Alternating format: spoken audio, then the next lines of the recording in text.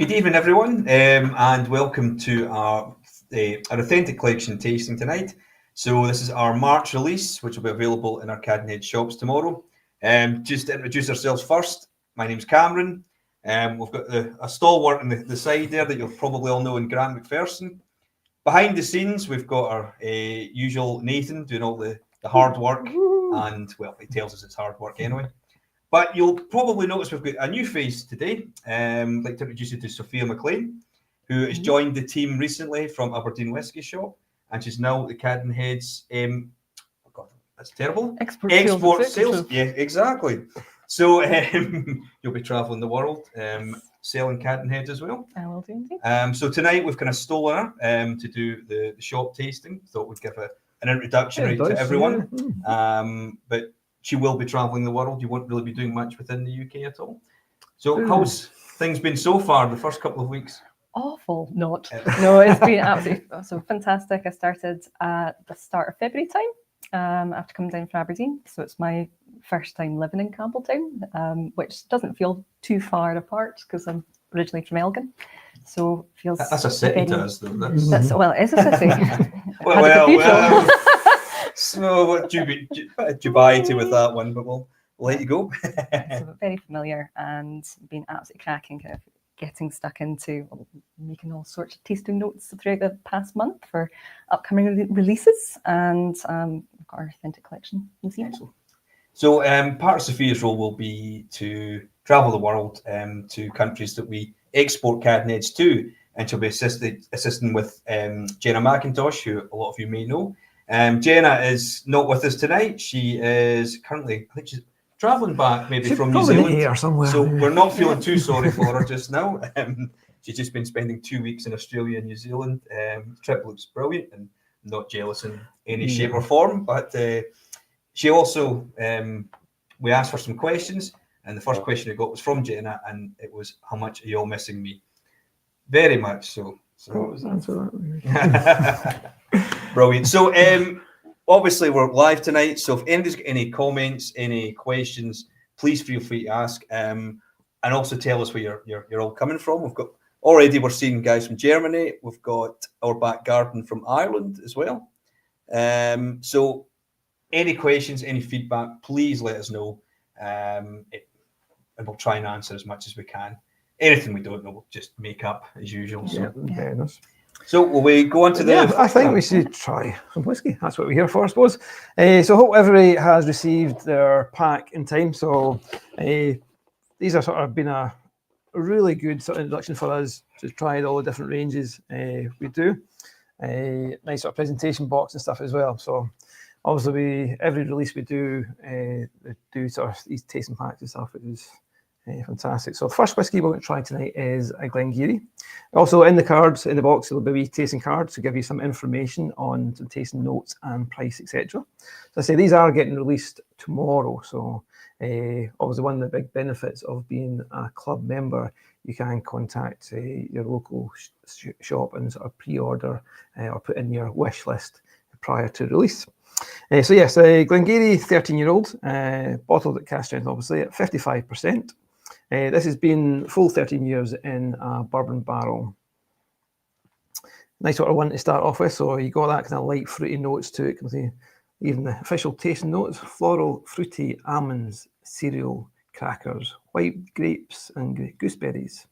On the palate, it's quite funny when we do the taste notes and off, because it is very subjective. Because we always try to discuss it as a group and see what everybody gets, and write down your own notes and stuff, and then put it together. So it's one I certainly do enjoy. All part of it. What do we do in the office? Yes, and we try and get all different departments to do it as well. So it's not just the guys in sales. We'll get the guys in the shop and the bar. We even ask those guys at Springbank as well if they want to join us too. Try some real good drams for once. So it is good to get everybody's opinion on it. And sometimes, like for this type of whiskey, it's quite funny because you get everybody's different opinions on which whiskies they enjoy more. This is probably my style more. Like I really like kind of bourbon casks. It's probably more of the natural kind of distillate to it. It's more that kind of spirit-driven type when it's too much wood contact with it. And the likes of Glengarry is one of these distilleries which, especially over the last few years, the reputation has really grown a lot more. You know, their own bottling's excellent stuff too. We've bottled some excellent Glengarrys as well. Some we've kept in the cask we've purchased it from. Some have been, as we call, re-racking, where we've moved it on to other casks. In fact, the last Cadenhead Club bottling was 10 or 12. I've forgotten which age it was.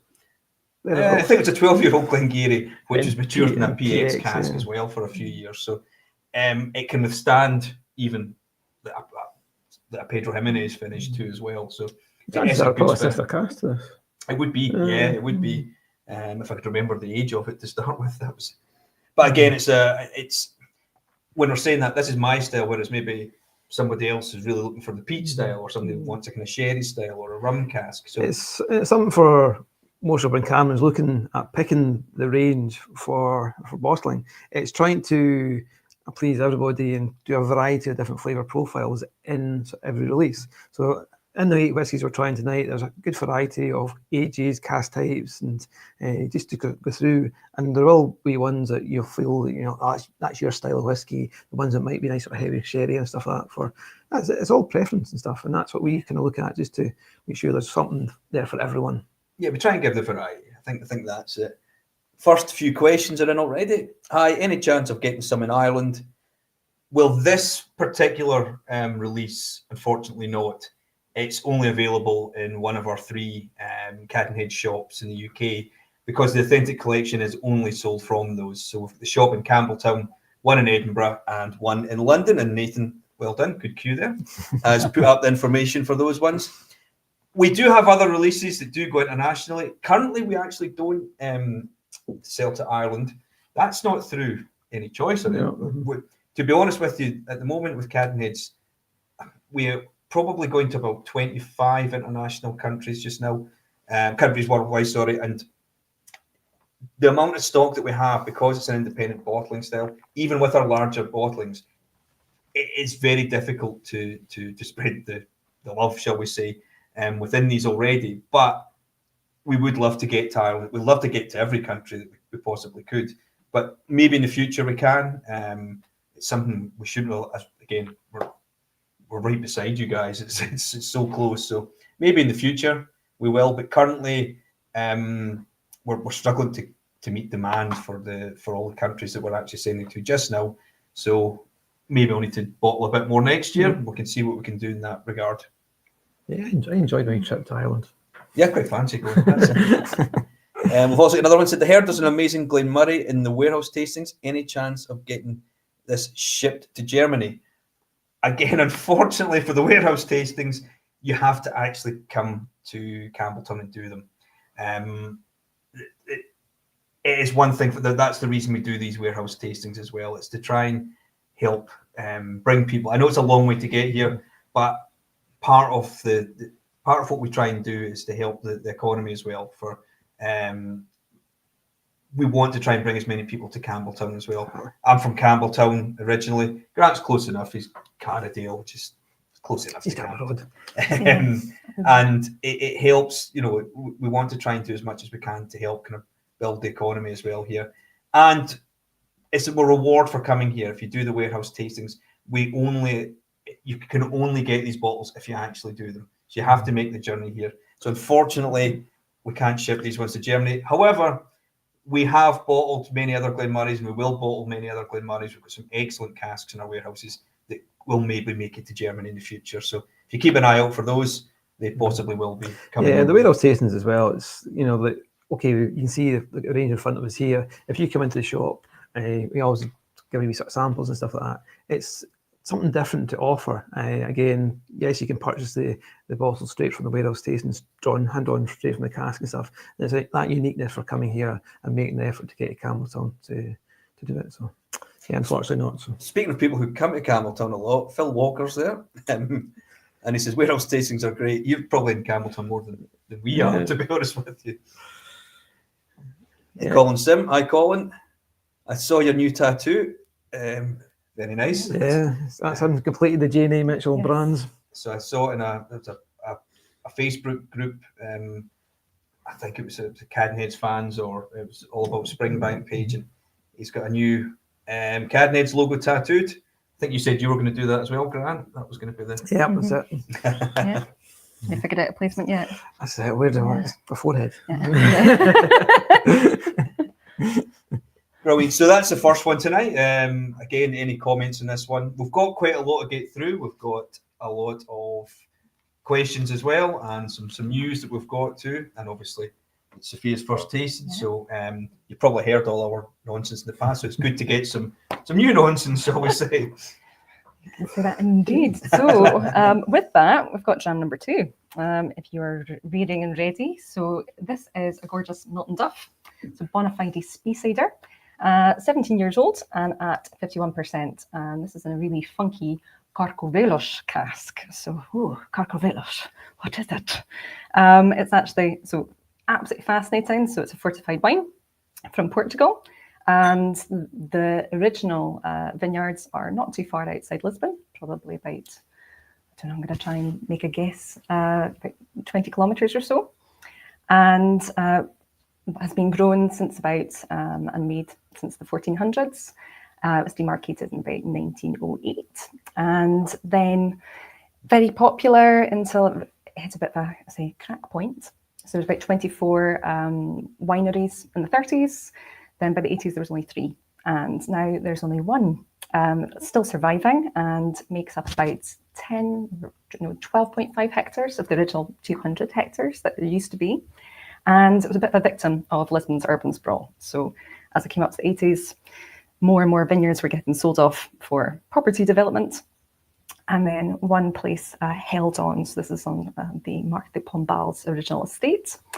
And in the 80s, the municipality of Hueras was aware that this was going to fall by the wayside. So they employed a landscape architect, Alexander Lisboa, and then working with the local agricultural council, they found old cuttings that were from the original about 300-year-old vines, and then replanted that vineyard.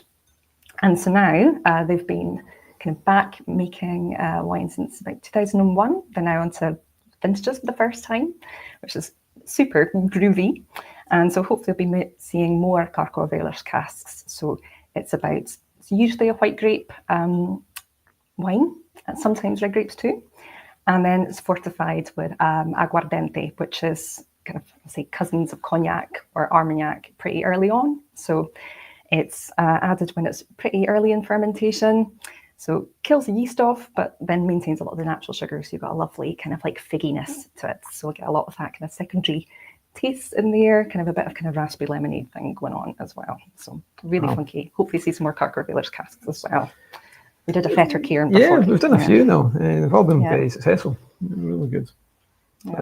In fact, even today I thought we were doing one next month as well, but it turns out it was this one. I was getting confused with we do quite a lot of releases, and I said, we're talking about Garioch in the office, and my knowledge of it was very, very minimal.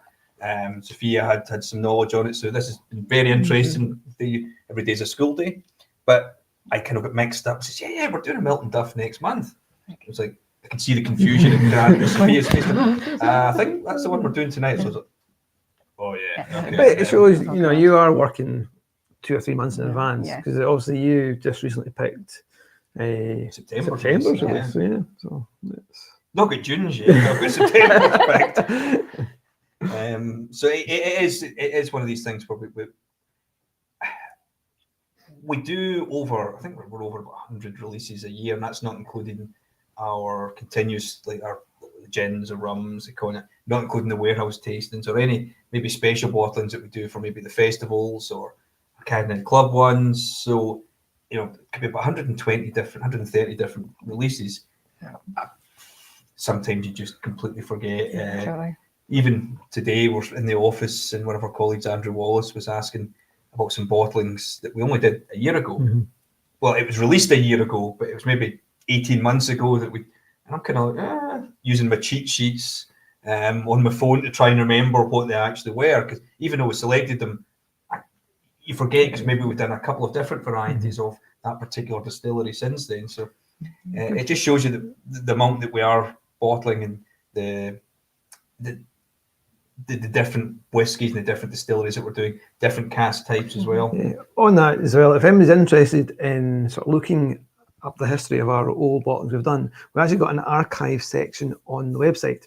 So if you go onto the Cadenhead.Scot website, there is an archive that you can search previous bottlings, and it's always quite good. So it's a wee sort of archive for us, and we use it occasionally as well, just to sort of freshen our memories of older bottlings and stuff like that. And even looking at it and see what we released last year and see what difference coming out this year. And yes, some of these casks might be sister casks matured on an extra couple of years, and interesting to see what the comparison is and tasting notes and stuff as well. So if you're ever interested in that, it's on Cadenhead.Scot.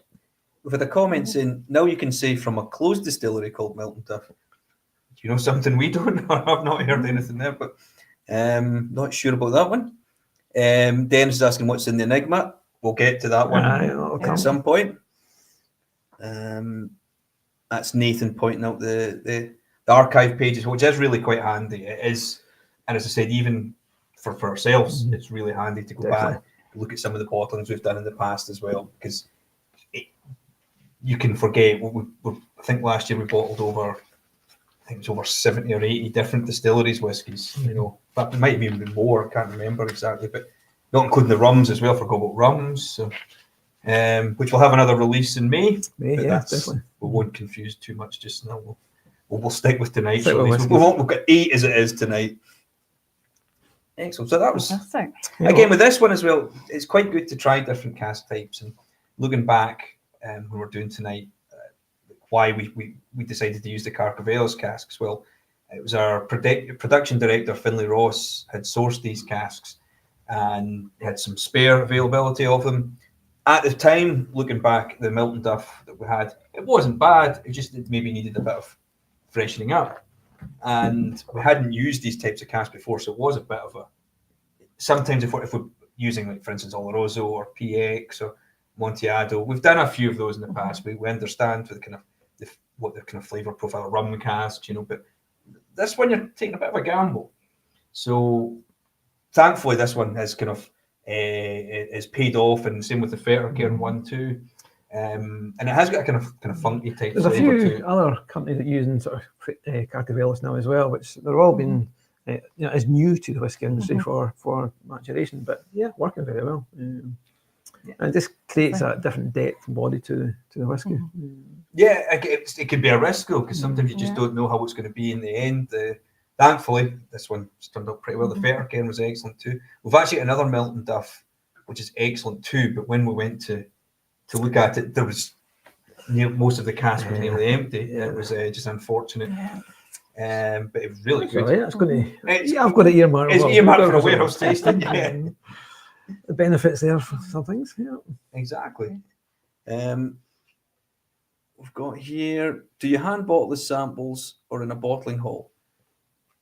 I think you mean the samples, Phil. Sorry, like these ones here. They're hand bottled in the bottling hall, so it's quite an arduous task when we're doing. A lot of work goes into doing the tasting packs. We feel they're very beneficial for us, and a lot of people like to try them before buying stuff. But yes, it's you think filling these 8 bottles. So during the bottling program, obviously they'll do so many bottles, and I've earmarked, probably about 200 odd tasting packs to get done. But yes, they're all hand filled, labelled, and then put into the pack. So I do appreciate the bottling hall's work that goes into doing these. So thank you very much to the bottling hall. Beforehand, when we used to do the Jiffy packs, I think, and during COVID, all the sales team were involved in making up the tasting packs. So I do sympathise. Yeah, they were not the easiest things to do. So doing them every month pretty much now. Because I mean, what is it? You've got 8 times 220 or whatever. 220 this one, 220. Yeah, it's a lot. You do the math yourself. Then that's that's a lot of bottles to do, and they are quite footery as well, quite fidgety.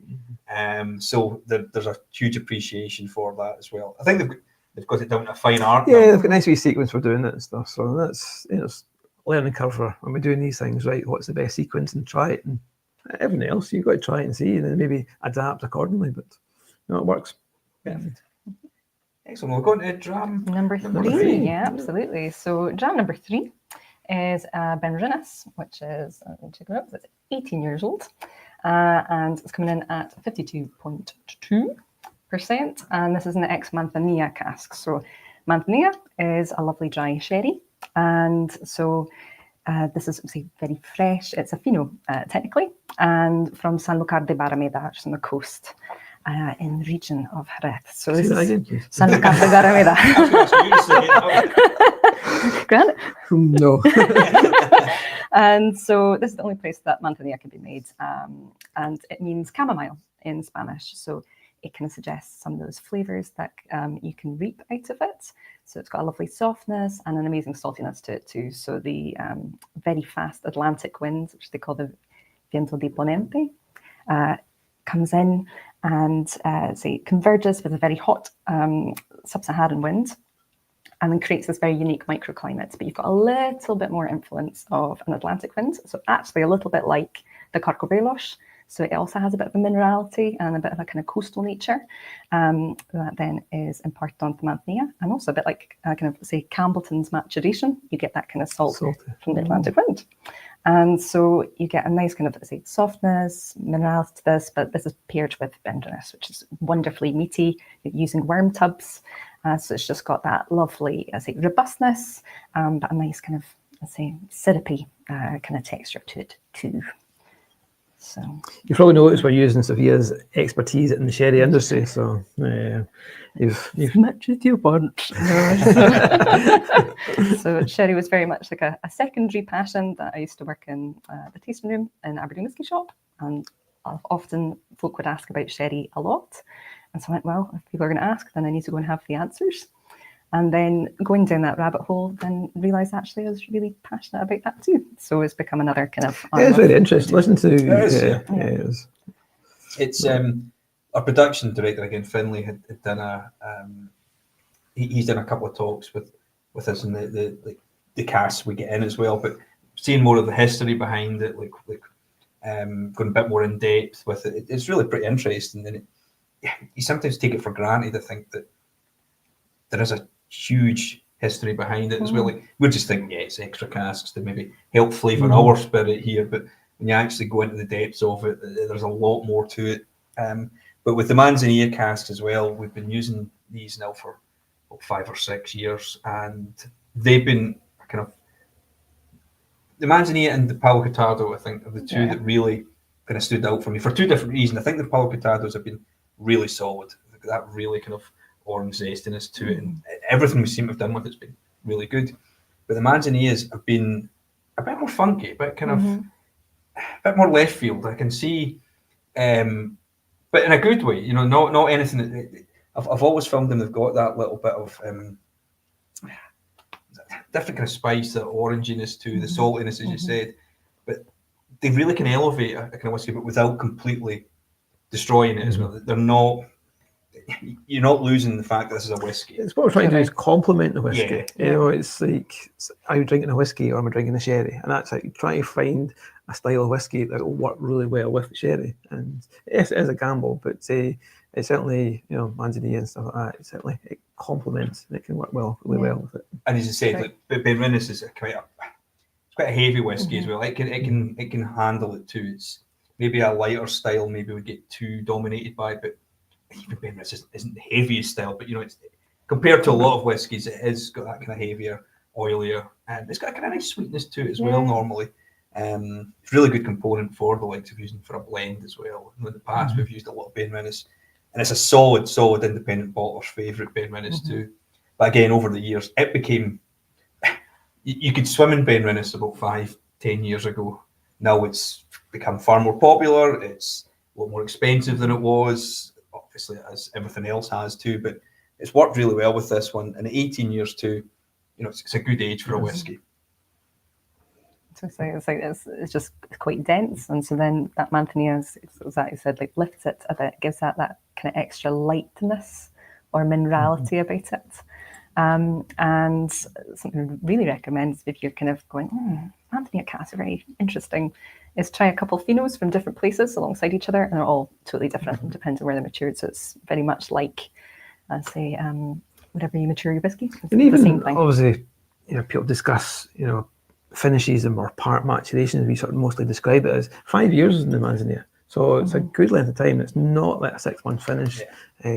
Just to give it a kind of a slight taste of it, you can get the Manzanilla characteristics coming through, as well as the distillery characteristics there as well. So they do complement one another, and that's a good thing about having these most of the casks on site as well. That you can sort of monitor them as they're maturing away and seeing, okay, yes, now's the time to bottle it or mature it on for another couple of years and stuff. So your office is surrounded by samples. Just keep an eye on it as things are maturing away. So as I said, we've got to kind of do that. Though. We're under no illusion. Every cask is vital for us. We're not distilling the whiskey, and we're also, as you said, a kind of risk too. Maybe now we've got a lot more knowledge on different cask types. It's not so much of a risk, but even 4 years ago, we hadn't done an awful lot of Manzanilla casks, and especially, as I said, Benrinnes has become more and more popular. It gets more and more expensive too. So you could be buying a cask, that sherry cask could cost X amount of hundreds of pounds, put it into the Benrinnes, which the value of it would be X amount of thousands of pounds, and then if it doesn't work, it's a big loss, And I know it's not always about that, but we've only got a finite amount of each distillery. We're not producing it.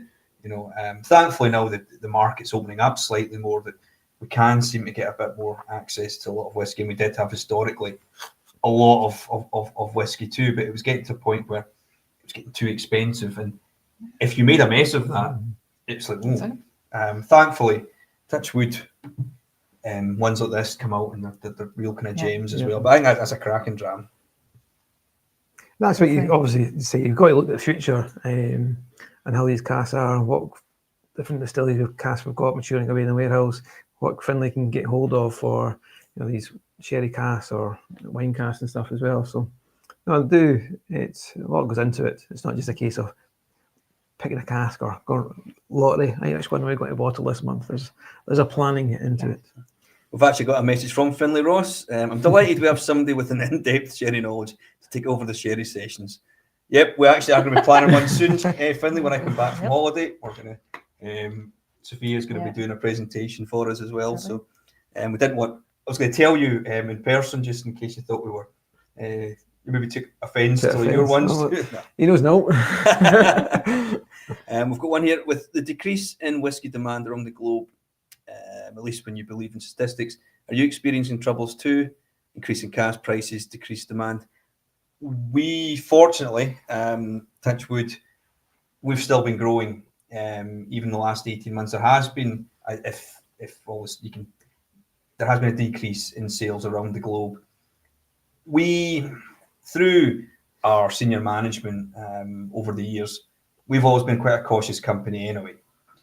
Even when there was a big boom during the COVID time, we were not trying to piggyback on that. We were not just trying to throw as much stock into it and try and get as much sales as possible. We did what we needed to do to keep the company going forward, to make it sustainable, to keep increasing jobs. We knew that at some point there would be a downturn or even a leveling out, I think, from COVID. I think a lot of it is maybe a bit over-exaggerated, where I think the COVID time, it just boomed so much. But I think it's maybe just leveling out to normality now. But in the last 18 months, myself and our sales director, Ranald, we've been seeing a lot of good vibes in the market, as in you can see that there's more availability of casks. The cask prices are coming down, which in the end run is the best thing for for everybody, because that means the easier access we've got to casks and the cheaper we can get them means that we can bottle them at a price that's better for the final consumer. We're a very different company to what a normal distillery would be, where it's very difficult for a distillery to then maybe, if the demand's high, they put their prices up. They can't really put prices down because it's not a good sign if you see a distillery putting their price down. But an independent bottler, we can dictate our pricing by what we pay for it. So sometimes you might get something that's more expensive than a similar age to similar distillery, but it just depends on what we had to pay for that cask at the time or the availability of it. Because it has happened in the past that we maybe bought a cask type and bottled it, say, as a 12-year-old, but then you've bought more similar casks to it, and it's been priced accordingly depending on what we bought it in at. So, you can sometimes maybe look at balance it out, but generally speaking, you've got to kind of put it on. You take the risk buying it at that X price, and you've got to put it on the market at, and that's where some of the casks or the camera looks at. Okay, if we're buying it at X, is there a market for it at that price and stuff? So sometimes we do get offered some really old whiskies and maybe from closed distilleries, but there's a big gamble. Is the cask good? What price have we got to put it on the market at? Of the volumes of the cask, sometimes it's sold on regaze litres and stuff.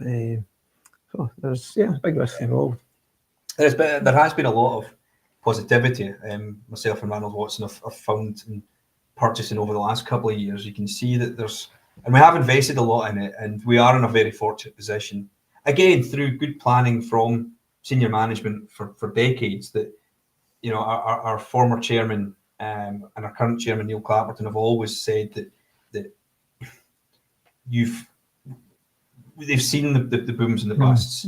They've got so we always were very cautious. We always had to plan accordingly. Not that you were still growing, but in a sustainable way, and not just jumping for, here's a big boom here, let's just throw everything at one go. So we were always brought up with that kind of mentality too, and I think it's paying off. I think we can never get complacent. Of course, things can change, but we have kind of foreseen a lot of stuff that is coming to fruition. We are buying a lot more cask. We've recently just bought a lot of new make from certain distilleries. With mature stock is becoming a bit more reasonable prices. And even if they are still a little bit expensive, we're in a really good position because we've got historically stock that we purchased years ago. We can still wait for a few more years until it's more of a reasonable price for us. We don't have to just buy and then sell. And even the stock of, say, closed distilleries that we've got maturing away, it's like, you could bottle it all 1 year. We can't, some of these casks we can't replace. So it's if you bought them 1 year and then they're gone, done and dusted, but what have you got to do next year or the following year? So even these closed distilleries casks are maturing away, you've got to kind of drop them in the market occasionally. It's a good segue to one of the questions. I'll just come in there, So it was Whiskey Rover is always asking about how the Glenrothes is getting on. We've got a 1982 Glenrothes in the warehouses. Unfortunately, you hadn't joined the team at this point, but myself and Grant had a taste of it just before Christmas. It's still going good. It's still there. Yeah, it's still a decent strength. The cask's getting empty because the staff keep on trying it. That puts the price up. It's us that are drinking most of it. But no, and even it's one of our oldest casks we've got, and just because it's from a closed distillery, just because it's old, that doesn't necessarily mean it's going to be good. But it genuinely is really good. It's obviously we've got to monitor it and see how it's maturing on. Is it peaked? Check the strength of it as well. It's not sort of going near sort of 40% and stuff. So there is we've got to keep an eye on every year, and that's the staff get together in Christmas time. We've got these casks. Now, the zombie is saying he's planning to come to Campbelltown in late May. You'll be in good company. There's a few zombies after the festival in late May as well. So we're looking forward for you to come here. Excellent. So we'll move on to. I think so. I think number four. Number four. Okay. So number four we've got tonight is. It's a strange one here. I'm glad you're talking about it. So this is from our Enigma range.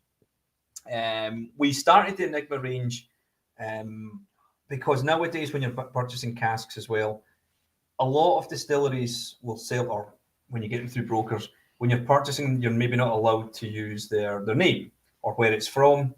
And it doesn't really fit in with our ranges. For instance, we've got an authentic collection. You'd like to name the distillery. An original collection that we've that many casks, and then we'll sell it around the world. Again, we'd rather have the name of the distillery on it. I know in the past we've put like an Orkney or a Highland distillery, but we thought we'd go a little bit different and come up with a different range, which kind of highlights these sort of anomalies, or maybe some different blends that we've got, or some other things we can have a bit of fun with.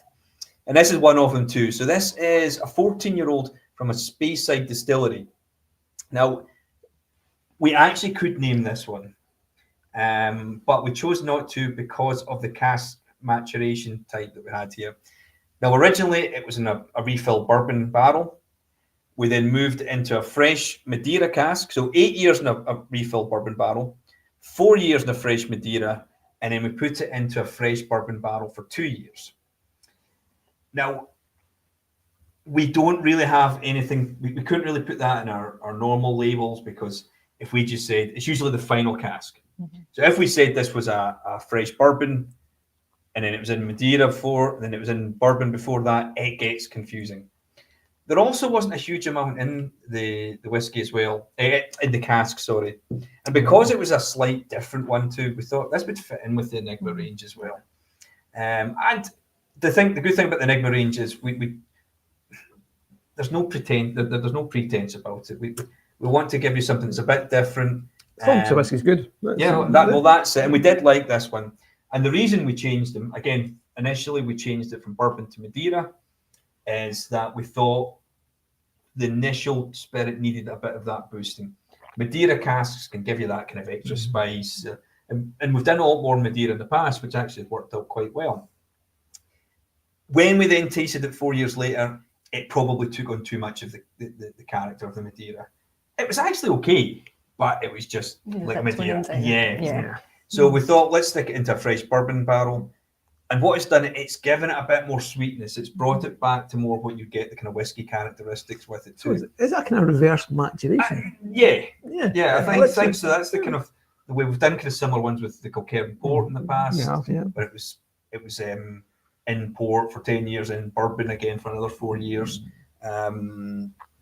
We've done other ones that haven't been released yet. There have been times where we've maybe had ones that maybe been over-sherried. I think there's a particular Glenfarclas we've got that was in, I think it was in PX for a few years. It was fine, just a bit over PX. We thought, so we've stuck it in a fresh bourbon barrel. It's now been in for about 2 or 3 years to try and bring it back like we've done here. But also this one is a bit kind of weird. It is a bit, but it's weird in a good way too. It's not kind of, it's got kind of the wine gums, the kind of brandy snaps, kind of a bit of the banana notes. We've got mojito, we've got blackcurrant, we've got a bit of everything going on here. Remember, it's a bit of an old-fashioned cocktail kind of flavour. There's a lot of sweetness coming through. Yeah. And that's with it. By doing it in this range too, I think it gives, there is that, it is going to be something a bit different. And this is the whole point in it. You want to give a bit of kind of mystery, shall we say, about it. And also, we didn't have enough room to put this in the authentic collection label, so it made a lot more sense with that. So I think we spun it as a very kind of different one. And I remember when we were actually selecting it, it's myself and Ranald Watson, and you can always tell we're both known to be able to speak quite a lot with our facial expressions, and sometimes it's hard to tell. Are you thinking that's good or not when you're trying it? I actually really like that. In a weird way. It's probably not the normal style whiskey I would go to, and I think Ranald would probably tell you exactly the same. But we thought there's definitely a lot of elements in there that people would maybe enjoy. It's definitely, there's a lot going on with it. It's big and bold. It is. A lot, just that. There's that kind of orangey, zesty note to it, and that sweetness too. So it's like grilled nectarine kind of territory, bit of spice, but then still creamy. So kind of maintained by that, revisiting into bourbon. Because I remember sort of trying to do the taste notes. I think I was typing away and I was like, slow down. I was like, it's interesting when we're doing it because everybody was shouting out sort of notes and stuff and flavour profiles. We're going to ask here, with some distilleries lowering their output and increasing the age of the core range, and because the stock is so large, you're now getting better prices for new make. We didn't buy an awful lot of new make in the past, if I've been perfectly honest. It's more of a kind of relatively new thing for our kind of company. But we have been getting offered a lot, but that's maybe because we're maybe looking into it a lot more, because a lot of the planning I'm doing is for like 5-10 years time. But then I've also got to remember that I've got to have stock for bottling, that's going to replace that 5-10 years time stock as well. So we are kind of looking into that, and because the way that we're doing the production as well at Springbank and with the Springbank team, and the way that we're looking at the Cadenhead's future, we've got more opportunities that we can basically choose our wood and make sure that we've kind of got things in place to prepare. It's a totally different kind of. We were talking about this earlier, how things have changed so much, even in the last sort of 10 years with independent bottling as well. That I think the more control we can have of what we've got coming in, because you still see it nowadays where even some of the stock we've bought many years ago, it's now like 18, 19 years old, and we're finally getting it into Campbelltown, and it looks like that. You know, it looks like the water. It's a very little kind of cask influence. It's very spirity. Sometimes it can be nice. A lot of the time, we've got to kind of change the wood at this point. So the more control we can get it early as possible, the better, I think. So we are looking into buying a bit more new make than we have done in the past. I suppose now's a good time to say thank you to the warehouse team for all the regular basis of carrying the warehouse team. What a job they do! Even getting the samples on a weekly basis, the re-racking, as I said, we've got some new make that's come in there. They're having to fill a bunch of barrels whilst filling the distilleries too. So these guys are unbelievable, and they do it in such a quick time as well. It's appreciated. Even when we actually say, look, it's okay, take your time, you'll get a message about half an hour later. Yeah, that's all your samples ready. I don't know how they do it. I genuinely, I think they're just actually going and just picking the first 6 casks that they see. I'll do it. And I'm actually looking for maybe 20, 30 samples at a time, and I'm going, all of them are completely different warehouses. They're in the most awkward areas possible. And if anybody's ever had to do that task, we've got a whiskey school we do here, and I've been fortunate to do it, and trying to take samples in the most awkward areas possible. You get a far more appreciation of what the team does, and they do it with no complaints at all. Well, maybe do complain, but not to our face. Good. Excellent. Fantastic. Yeah, I think. Time for on to number 5 then. dram number 5. Going to dram number 5. It's like Mambo number 5. We've got lovely Glenrothes, 16 years old. Look at all the space. I know. Where are you from? So this is 62.8%. You almost never know. And this is in a lovely Oloroso sherry cask. So see notes of kind of strawberry laces really come through. That got a nice fudginess, dates to it too. So Oloroso sherry, kind of medium, I would say, in the spectrum of sherries. So you've got a nice sweetness, but also a kind of gentle dryness almost too. So it's about roughly anywhere from kind of like about 120 grams of sugar per litre, where you get Bunnahabhain, which is like 400 to 500 grams of sugar per litre. So super duper sticky. And your Mantinea, much drier with very little. So this is kind of a really nice balance. It very much complements the Glenrothes, which misleadingly is not in Glenrothes, it's in Rothes. And funnily enough, was only completed due to a bank loan from the United Free Presbyterian Church of Nakando, who were teetotalers. So who'd have thunk it? But yeah, got that lovely kind of strawberry feel to it. Used to go into Cutty's Heart for a long time, but as a standalone component, it's absolutely fantastic. Oh, it works really well. Yeah. I think this one as well. I think the first thing that stands out is that even at 16 years old, it's 62.8%. When we did this with the tasting notes, like some of the team had tried it before, telling them what the strength was, and they couldn't believe it when I said 62. I do think, personally, a little bit of water can really open this up, but a lot of the team were like, "Nah, it's fine like that." So again, it's all preference. It's all. Yeah, a lot of times when the samples are coming down, we've not got the full especially for yourself, we've not got the full re-gauge figures. You say sampling them, waiting for the re-gauge figures coming through, and you're like, yeah, it's good. We had no idea. 62.8. Yeah. We had no idea what the actual strength is. It's not until I guess Gavin and the production team get to do a hell of a job. They come up and it's like 62. No, is that a mistake? He doesn't drink at 62. Okay, it's strong, but it's not harsh or spirity at all. And as Cam said, it takes water and it works really well with water. It totally opens it up. It doesn't become too sweet as well. Sometimes you find that with sherry whiskey, more water you add, the sweeter it becomes and stuff, but it works really well. But it's not crying out straight away, where's the water? It's quite an interesting one as well. This is a full maturation.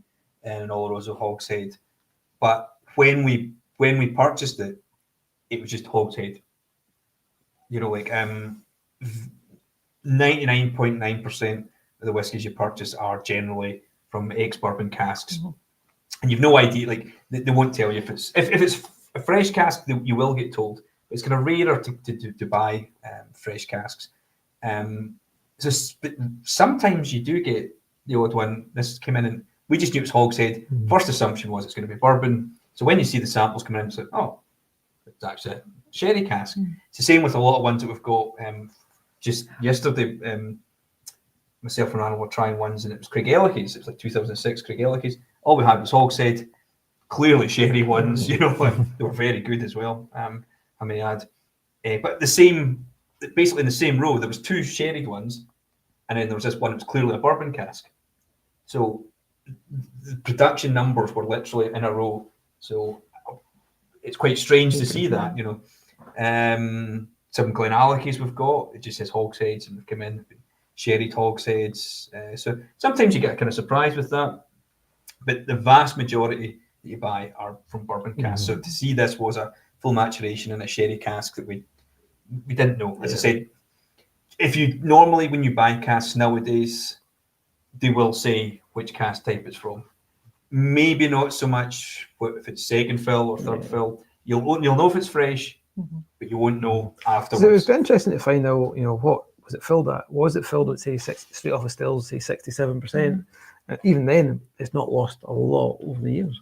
What do we fill at? 63.5 in the distillery. So after 16 years, it's not even lost a full percent, like compared to what you would from new make. And we've seen that quite a lot over the last 10 years from certain distilleries. That some of the ones that we've got that are that kind of age, like with the Tobermory recently, it was 18 years old and it was in the 60%. That's right. Yeah. We've got some other Glenrothes barrels that are like 12 years old now. They're at 65, 66%. We've got some Mortlach casks, I think they're at 67%. I think they do cask it quite high as well. I think 72% maybe. They put in the cask. Wow. Highland will put some, or unnameable Orkney, sorry, maybe not. And a particular Orkney distillery, I think they do quite a high, they fill their cask quite high as well. So it's quite interesting to see, but we have noticed a lot in the last 10 years have been pretty high. I was speaking to somebody recently about the filling strengths. I think that obviously a lot of filling contracts, you can actually specify X strength for basically blending purposes. So it's interesting to see, mostly 63.5, but some distilleries will do it higher strength for the filling contracts and stuff. That's how it obviously end up in the open market for independent bottlers to purchase. So it works for us. Once in the Enigma Isla 15 tasted like Lagavulin. Definitely not like a Kalila, which, as you know, is quite common as independent bottlings. Any idea what it might actually be? Neither confirmed nor deny. Yes, Al, neither confirmed nor deny. We're only speculating as well, because most of the time, if we're buying things that are from distilleries that we can't name, most of the time we're given a hint. But this purchase in particular, the broker we got them from, he couldn't tell us where it was from. A lot of people have speculated, including myself in the office today. We're discussing that. Actually, coincidentally, we discussed it earlier on today, that it does taste kind of more Lagavulin. You can rule out Lefroy. It's definitely not Lefroy. I don't think it's got that same sweet peat as the Kalila. I don't think it's Beaumoreish. No. Don't think it's Ardbeg. At that age, it's definitely not Kilhoman. No, it could actually, but it won't be. It's definitely not. And distilleries in Isla, definitely not Bruichladdich. It's not got. It points to it doesn't taste like Stoisha. So it does point to that particular distillery that you mentioned there. But we genuinely don't know. So we can't actually confirm. You know, we're speculating ourselves. Was that next week, Andrew's in? Yep. So Andrew's going to be in Italy next week, so he was representing Cadenhead. So he was asking that one. So where is it from? Oh, to do the old.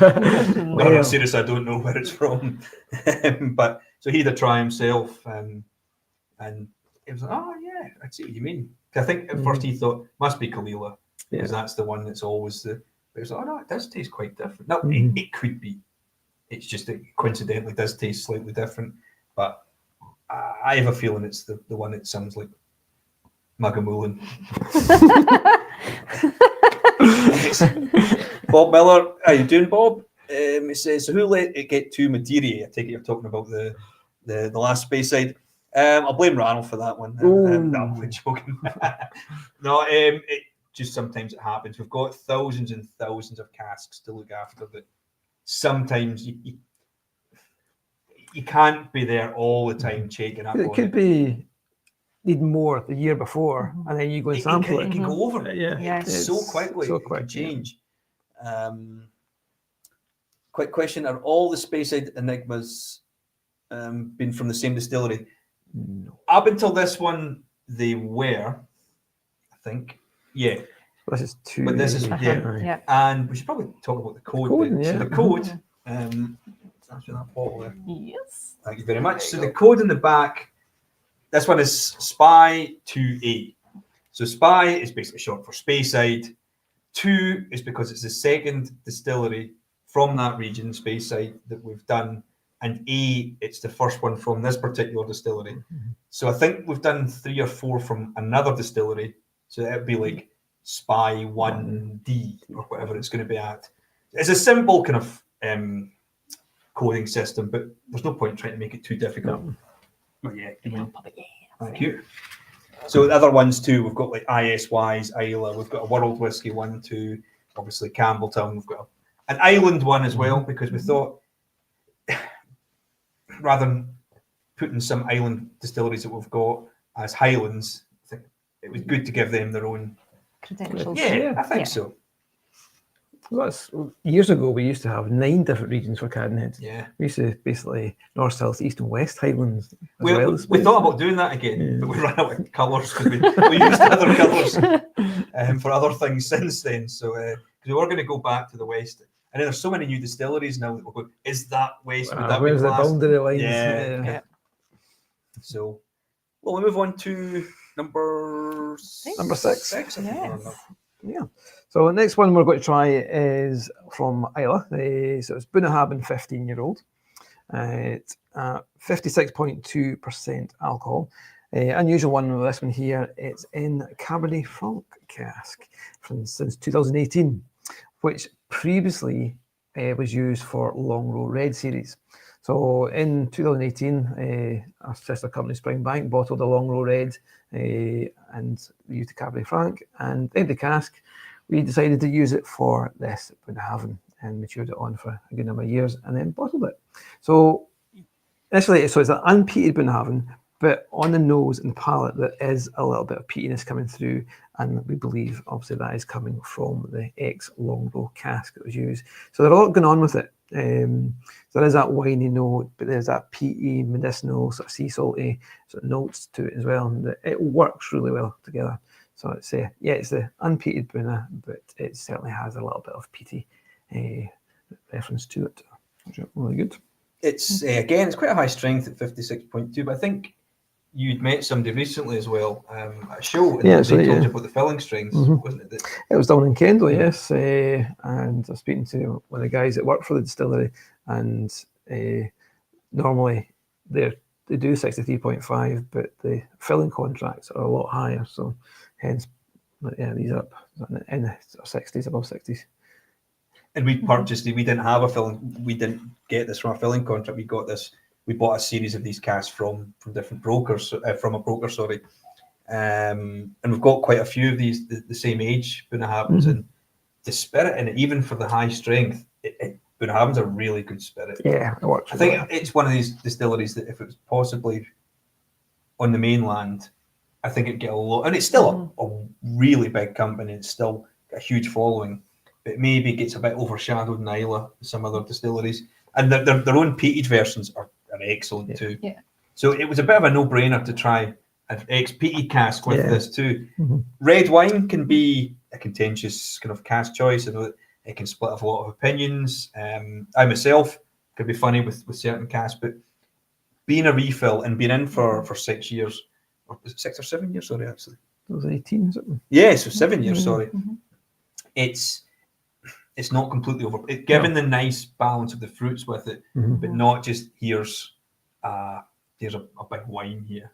And because Bunnahabhain is a really good quality spirit, it can handle it. You can handle it, definitely. Yes, we all enjoyed this one when it came out. I was like, oh, yeah, tasty indeed. Yep. That's what I suppose Christian Case said. Did you say the Bunnahabhain is unpeated? Yeah, it tastes quite peaty to me, but that would be the influence from Longrow that Grant said there. Yeah. Excellent. I suppose it's probably a good time as well to talk about maybe things that are happening in the future. So I've also got a lot of things planned for the future. One big thing is we are looking for designing a bespoke bottle shape for across the range. So that's in the planning stages at the moment. So we're all got our thinking caps on and what we all visualised what the bottle shape we wanted, and then we got together and sort of try to agree on a bottle shape that would suit the whole range, from to the original collection, authentic collection, the Enigma range, to the gins and the rums as well. So it was pretty good. So it's great being involved in these things as well. And it's, okay, we can sit in an office and think, yeah, it looks good, but how does it look on the shelf? So we're speaking to the shop staff as well and see, well, what do you visualise and how would you feel it be on the bottle and stuff? What shape work and what stands out as well? Because that's a great thing about the Cadenhead range.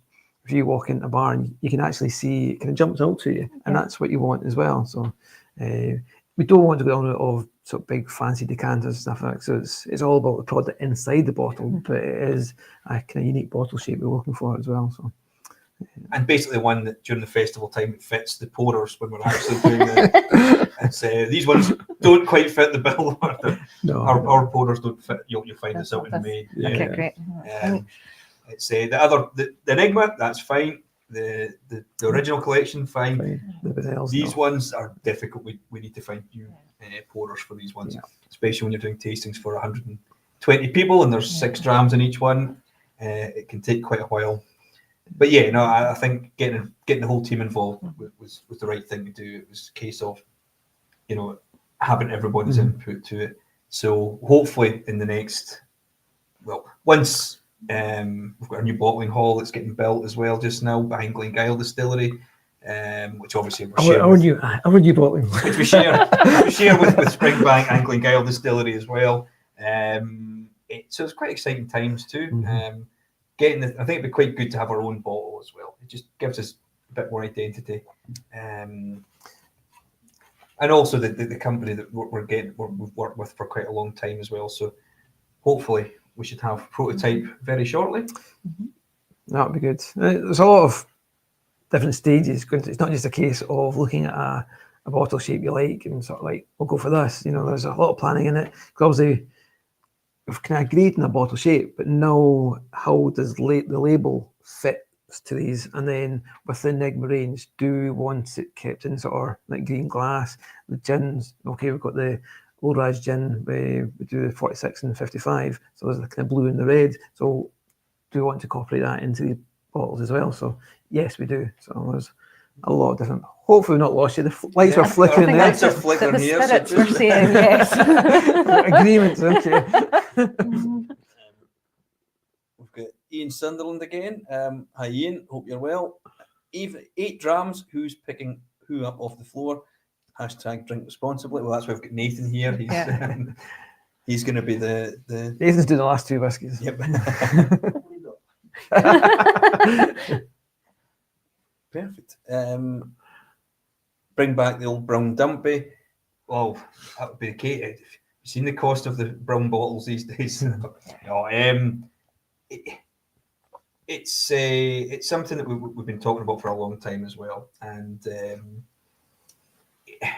also it makes things a lot easier for production too as well. If we've got a bottle shape, even getting different label styles, for the bottling hall as well. It's a huge effort when you've got 4, 5, 6, 7 different bottling sizes. You think the amount of different pallets of glass we've got to order in from doing the original collection to the green Enigmas and then the rums and stuff like that. So it's a administrative nightmare and a lot of planning ahead. Okay, asking Cameron how many different ranges are we doing, roughly how many bottles are coming out in each range, to work out how many bottles of each type we need to order in, especially just now when we are building a new bottling hall and storage space is short.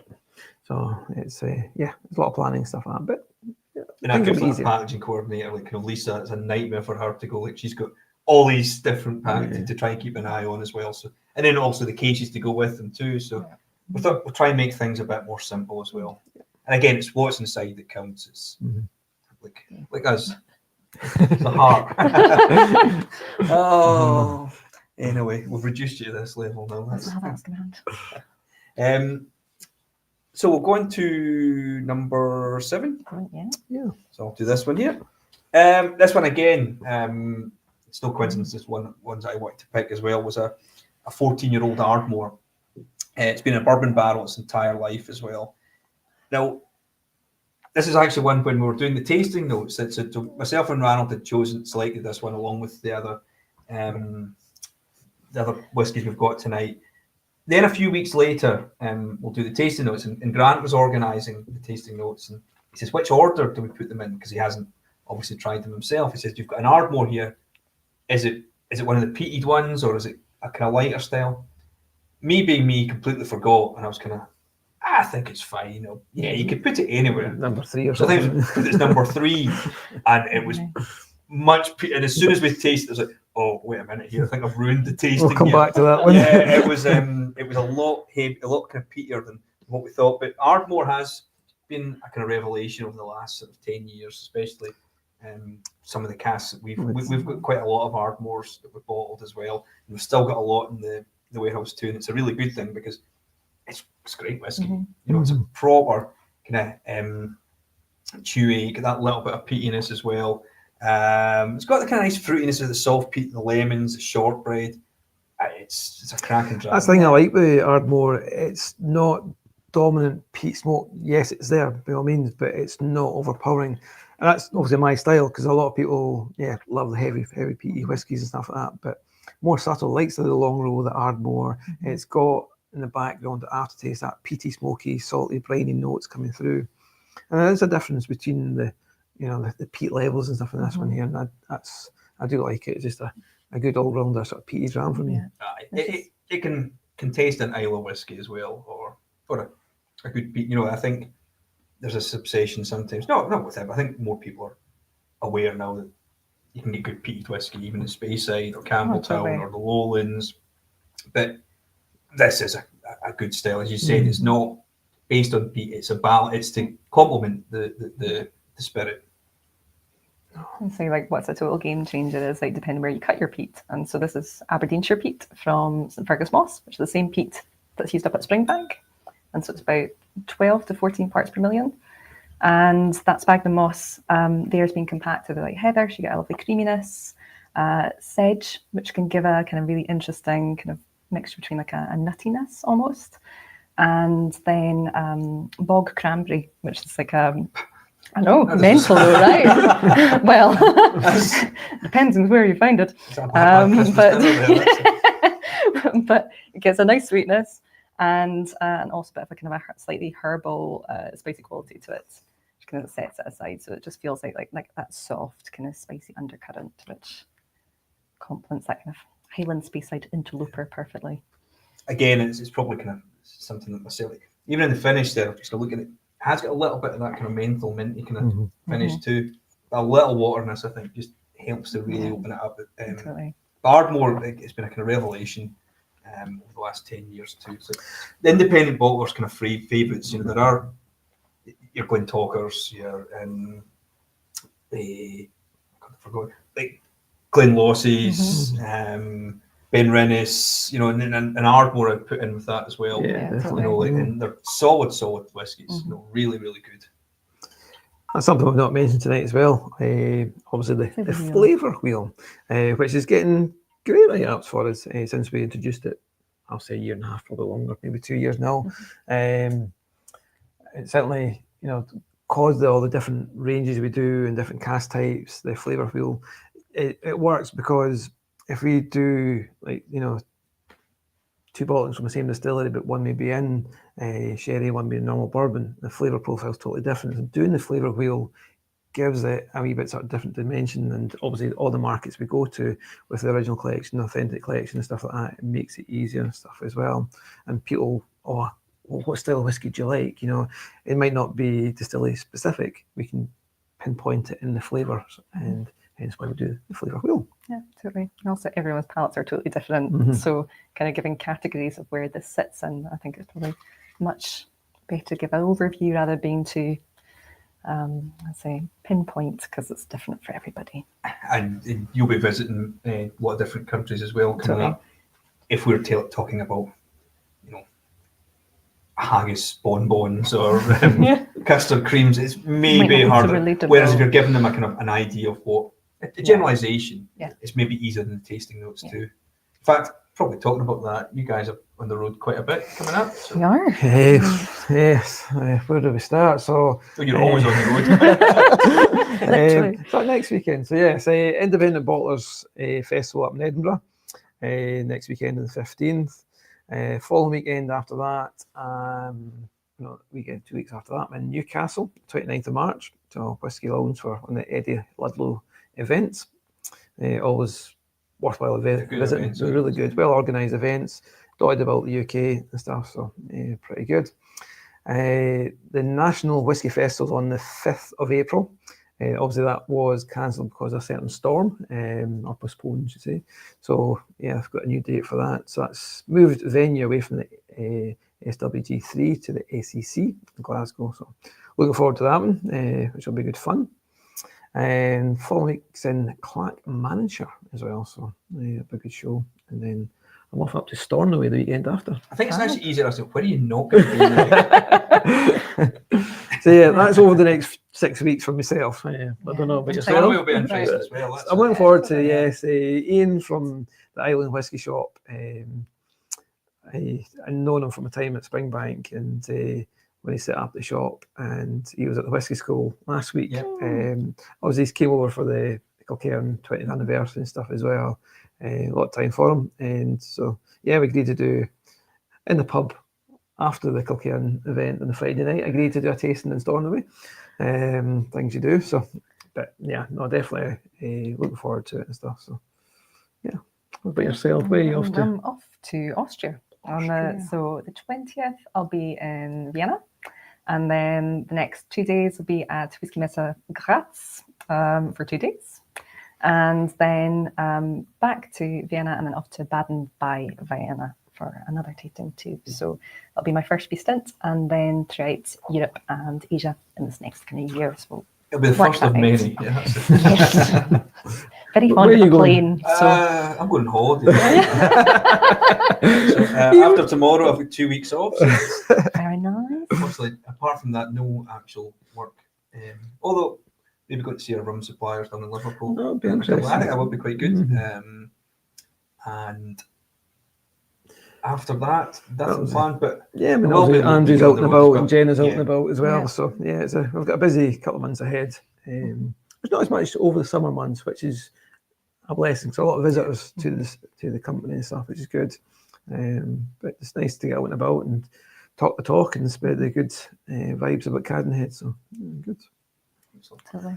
So I suppose, do we mention the next club release now, or do we wait till after the last whiskey? Quite. Let's go now. Yeah, go for it. So every year we do a club release, and so Cameron's sort of been looking through all the cast samples on what do we pick for the next club bottling. Okay, this is going worldwide, this one here, but for those who are club members, by all means, if you're watching this and you're not a club member, join. It'll be the best £75 you spend, guaranteed. So the next club release is due out soon, and it's going to be a 18-year-old cooler. Was that on the screen there? No, just the benefits, was it? Just put the club benefits up. Oh, okay. So yes, 18-year-old Kalila, 57.1% alcohol, single cask, about 210 bottles, if I remember correctly. So not a lot. £135. So that goes on sale the Monday, the 17th of March. So which is the club email will go out the Friday beforehand, just to give you some pre-warning to look out for the release date on the Monday, which is good. Also in that, there is new postal destinations as well. So we've been obviously always working on trying to take whiskey out mail order to different markets and stuff. And we've got a great mail order team who've been hard at work over the last few months, trying to see what destinations we can do, working with shippers and companies. So we're pleased to say we can now do 29 states in the USA. So that's a big game changer for us, because there's a demand out there for it. Which yes, and there is always markets we are looking for. Yeah, there is one of the questions we got about, was it country? Was it Italy? Italy. Yeah, unfortunately, at the moment we can't do Italy, but we are hoping to try. If we can do it, we will do it. You know, we give the option. It's a service we're trying to provide. It's not a case of sort of making money from it. You know, it's a case of what does it cost to get the bottles to these destinations, and yeah, offering that service. So and the great thing is having our own mail order team within the company that do this, Cadenhead and Springbank. So they're busy, and mail order is a huge part of it as well, because yes, we want people visiting the shops, but it's not always possible. And yeah, it's also difficult pricing wise for where we are too. You know, we are a very remote area, and the costs are high. Like, we don't make anything from the postage, and the rates are high for a lot of things. It's just where we are. It's very difficult. So I think the guys have been really hard at work trying to get the best rates possible, working with the courier companies. So there is a lot that goes in the background. Some people might get frustrated. It's not easy to get to certain countries as well. We're restricted as well with a lot of things. So the team do a lot of work to try our best to actually get it as far and wide as possible. That's what we found as well. It's like, you know, even the location we are, it's like next day deliver. Do you really get next day delivery living in Camilton? There's usually an extra day. Even when I was sending whiskey out, it's like it gets collected. It's not really sort of booked in until it actually gets to say Glasgow. So sometimes you don't get tracking numbers until it's sort of checked in Glasgow. So there's always that wee bit delay. But what we find is, as long as people are kept informed when the shipping's going to be, they'll wait an extra couple of days if they know they're going to receive it, which is good. I see Nathan's put on here, after tomorrow, Cameron is leaving us unsupervised for 2 weeks. What could go wrong? You do realise Jenna's back in office on Monday, so the real boss. So she'll whip you into shape then. We'll get all the chat from our skydive. Nathan loves chat from trips away. He just loves hearing everybody's stories. Anywho, I think this we'll go to the last whiskey. Yeah. Okay. So the last one is a little closer to home. You know, occasionally Cameron Cat is allowed to let loose in the warehouse, is it? So this this is from Longrow. So yeah, Longrow 9-year-old, 56.2% alcohol, matured the full 9 years in an Oloroso hogshead. So yes, everybody knows and loves good old Longrow. We always think about what would be the perfect flavour wheel, and we do think a Longrow we will find one eventually. It's got the perfect circle, and we do think Longrow, or maybe an Ardmore as well. You know, something like that. I think possibly maybe a Marsala or a Madeira cask. I think to get the right spice, the right kind of sweetness, the right. We've not got that perfect. It'd probably be a 3. Yeah, I think a 3 all round. Yeah, 3 all, or maybe a 2 all round. But exactly, look like Trivial Pursuit. But we've not managed to get that yet. But we're determined to do it. This one actually was only a few weeks off being 10. Nearly 10, yeah. These are picked well in advance as well, and obviously bottling schedules and whatnot. That sometimes you have to. We don't care about the numbers either. It's a 9 or a 10 really going to make a difference to us. So again, full maturation too. Longrow, it's got that really subtle kind of smoke to it. It's not like for instance, that lag of the Enigma Isla, sorry, we were talking about really quite a big peeper. It's quite subtle. For 9 years old, it's got the body and depth to it. Yeah, I mean, for the small production we do for Longrow, obviously, you know, they do the Hazelburn Springbank as well, but the 30,000 litres per year for the Longrow. Not a lot, but it's a cracking spirit. So what it is, 30,000? 30,000. That's nothing. No. That's well, it's a lot for it's fine if you can in the bigger context, yeah. And with the likes of our sister companies, Springbank and Glen, we're very fortunate that we're allowed to select one of each a year as a single cask. I have pushed my luck slightly, and we now get 2 Kilcairns, one heavily peated, one of the standard. Yeah, that's a very different, different beast. Different beast. Yeah. But generally with this one, this is when our production director Finlay, he comes and joins us when we're doing the Longrows, the Springbanks, the Hazelburns and whatnot. But does he come and join us when we're tasting other things? All a joke. I suppose for them as well, if they are trying samples for maybe for say festival bottlings, they might come across one that stands out alone that suits Cadenhead for bottling, maybe as a single cask, or maybe he's got a few small batch that he can't really do anything with it for Springbank themselves that suits Cadenhead. Yeah, these kind of small parcels. Yeah. So like Ranald Finlay and David Allen at Springbank, when they're doing these selections, even there might be possibilities for next year. We've got for an original collection. We're now doing one original collection a year with the J&A Mitchell products too. And sometimes they have a small parcel of casks, which is maybe not big enough for a society release or a festival release. But if it's good, and if we think, this could be a good original collection. If it's not, because we have tried ones and it's maybe not worked out, we're not just going to bottle it because it's got the name. It's got to have actually the quality behind it as well. So sometimes these small parcels don't work with it, but sometimes you go, yeah. And it's very difficult to reject a Longrow or a Springbank, Hazelburn or Kilcairn. We'll take it. Yeah. I think you'll agree that then the 8 whiskies we have tried, they're all totally different, but and all unique in their own ways. A cracking lineup. It is quite hard to, when we're doing it, like what one goes next in the lineup. But it's good fun. Also got to mention tonight, all the shops have been very busy, so the guys up in Edinburgh, or the team up in Edinburgh, should maybe say, they're doing the tasting up in the Belfry. So every new release, they'll do a new release tasting using the Belfry pub in Edinburgh. The team down in London as well are doing a new bottling tasting in the shop as we speak. They're probably nearly finished now as well. And they've been successful. One of the things we never mentioned. Yeah, I was just about to say that. One of the, again, the club is trying to, what can we do to enhance the club benefits and stuff like that? And one of the big things is the fact now you can use 2 tasting vouchers per year.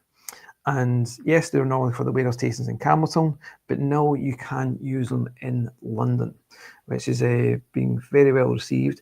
So just last week, I think we announced it. It was available from the start of January, but just with things with social media posts and stuff like that, we're getting more and more telling people at shows and stuff as well that you can use one of these or 2 of these vouchers in the London shop, which we know it's hard to get to Campbelltown. It's not the easiest place to get to, but London's a kind of destination most people maybe are passing through. So, especially we've got a lot of club members in mainland Europe as well, and it's easier to get London too. So it gives the opportunity to maybe do a tasting there as well. So if anybody's interested in that, you can go on to the same website, the Experience website, for where you go to book, say, the Campbelltown warehouse tasting, but you can look at it and there's a London option there for it to do, and you can put in your code and use your tasting vouchers there. So that is all the more reason for anybody who is watching that is not a club member to join and sort of use the benefits that way. Also, you get a nice polo shirt and stuff as well, up-to-date information on what's happening at in the company. But yeah, using these tasting vouchers as well is very good. Unfortunately, we're not going to get any more spring back because of my slander towards Finlay there. Oh. So it's just Nathan was asking what everybody's favourites tonight has been. Christian has said the Benrinnes wins for him. Jeff Watkins had the number 4, the Enigma Speyside. Very good. Bob loves the Longrow. Asking us if Donald could put this in ice cream at the festival. There doesn't be any left, to be honest with you. So that's one other thing that, okay, these are all going on sale tomorrow. Yeah.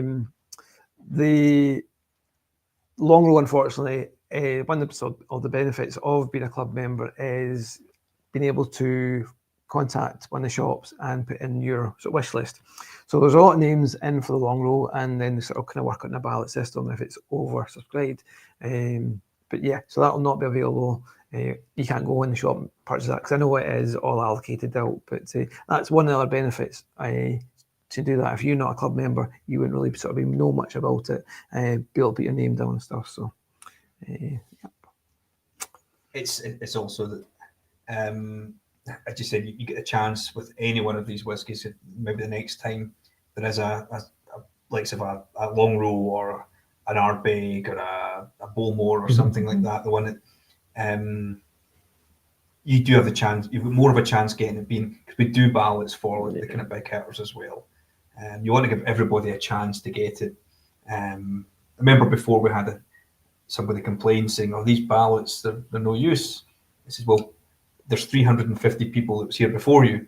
If we didn't have, this is from one shop, if we didn't have the ballot, you would have no chance already. So now you've actually got a chance." And I think since doing that about 5 or 6 years ago, it has helped as well. And it gives people more of a chance to get maybe some of the harder obtainable kind of whiskies as well. Especially with in such small quantities. Yeah. It's just trying to make it as fair as possible.